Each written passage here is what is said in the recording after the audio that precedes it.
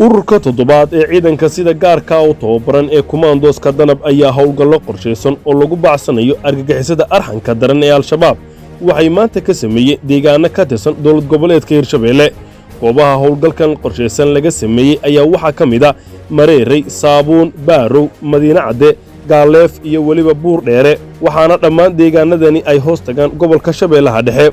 argagixisada al-shabaab ayaa howlgalkan lagu gaarsiiyey khasaare xooggan, waxaana ururka toddobaad ee kumaandooska danab ay burburiyeen baro nabadiidka ay deegaanadan ku lahaayeen oo ay ka soo abaabuli jireen dhagaaraha dadka aan waxba galabsan ee shacabka ah lagu dhibaateeyo. kusimaha taliyaha guutada 16aad ee kumaandooska danab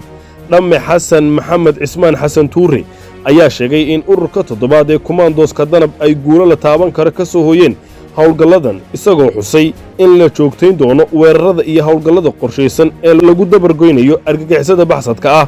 ciidanka sida gaarka u tababaran ee kumaandooska danab ayaa sidan oo kale horey u fuliyey howlgallo badan oo lagu dilay horjoogayaal sare iyo maleeshiyaad ka tirsan argagixisada al-shabaab.